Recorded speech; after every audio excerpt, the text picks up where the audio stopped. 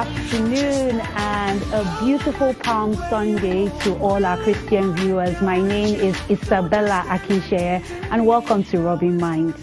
We'll be kicking off the show looking at the week that was, looking at those front page headlines that made the week, from meningitis to the APC-PDP tussle and even Big Brother Niger, which will be concluding today. To discuss with me, I have a social commentator by the name of Adetayo Adeshola. Welcome to Rubbin Minds. Thank you very much.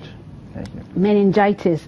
I think one of the things that trended on social media was Governor Abdulaziz Yari insisting that meningitis is punishment from God.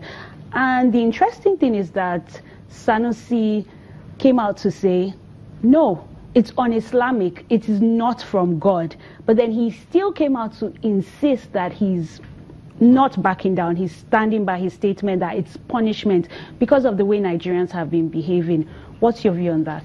Well, I believe it's like a defeatist mentality from the governor, Abdulaziz Yari, because Nigerians have this religious kind of mentality that whenever something goes wrong, they blame it on God, that this is God's wrath or punishment. But I feel the governor shouldn't have that kind of mindset, because if he has that mindset, then he cannot act. Well, if you look at the governor's response and the Zamfara state government's response to the issue of meningitis, you will see that it was a reactive approach. If the vaccinations was done the way it should have been done, Nigerians wouldn't have died and Nigerians wouldn't have caught meningitis in Zamfara as it is right now. So when we attribute, you say God is punishment from God, but this is quite basic, it's quite avoidable. If healthcare,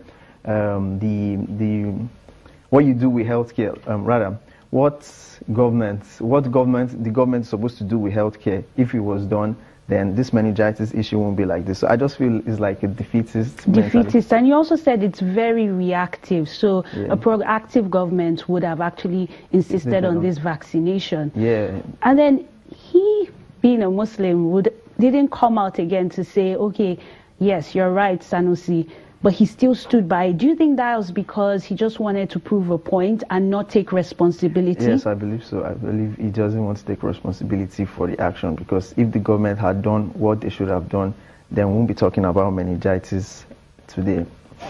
Yeah. Have you been vaccinated? Yes, I was. I remember as a child also taking the meningitis vaccine. But the problem is, in that part of the country, they are not... I don't think they are not so well to do. So the government, they rely a lot on the government. I'm sure my own vaccination was funded by my parents. But if the government was abreast with the issue and provided funds for vaccination, many of the poor people in that area would have been able to get vaccinated. And meningitis will not be an issue right now. Yeah, so all the blame, according to you, lies at the feet of the government. Yes. And blaming God is definitely not the way out. Yes, it's not. Okay, let's quickly move on to EFCC discovering 448 million naira cash in a shop in Lagos.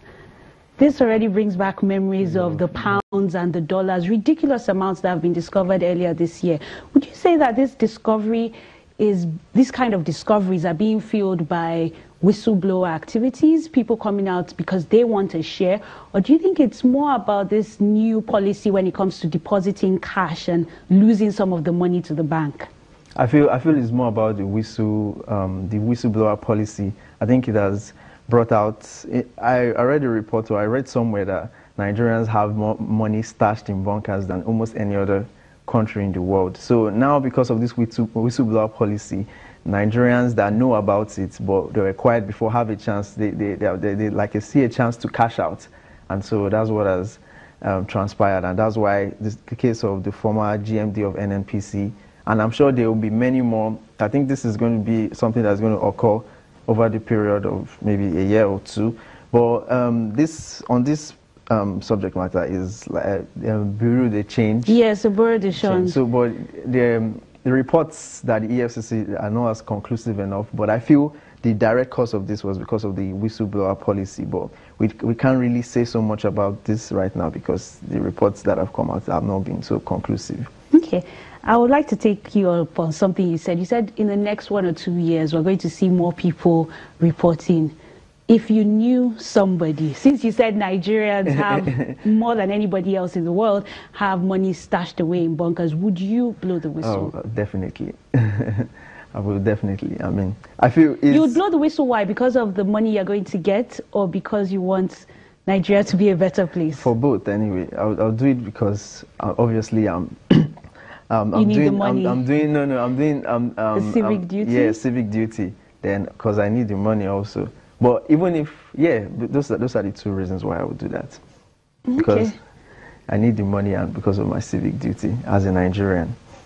But besides, with the whistleblower, another thing is that most people might want to do this. They might want to tell the government that, okay, there's someone that is hiding money somewhere. But because they feel the person they might report might be so powerful, and even if when they report to the government, the person can go after them. But the whistleblower policy keeps them safe. So you would feel safe even if you were going after a big person in society that could come after you and your family. You think you're absolutely safe? I will. I mean, I think they should have a witness protection program. So, I mean, I think I'll be okay with that. Okay. Interesting. You know, another reason why people go after people in terms of whistleblowing is because they want to get back at them. So maybe somebody has laundered money and their own share was not kept aside, and it's like, okay, I'm going to show you now. So that wouldn't be one of your motives, revenge. No. Because some people might say, oh, why is this person only coming out now? No. Yeah, you're very right, actually. But that won't be my own motive anyway. And that's the fear with the whistleblowing policy, that some people might abuse it and then it would not come out, achieve its stated objectives. Okay, moving on, and still on the issue of money, because it's something that you said you like. 5,000 naira, finally. It's one of the election campaigns. It was in the manifesto of the APC, and now the federal government has asked unemployed youth to actually go online to register, to create a database. And the question that pops into mind is, how do you verify, and what would you say is unemployment really? So I'm doing a job once a week and I'm making some money, but I'm not doing it 5 days a week. Am I unemployed? No, you're not unemployed. I'm here to, with this issue, right, I'm not seeing the site, and I don't know the rationale or the kind of setup that the federal government has in terms of classifying someone as unemployed.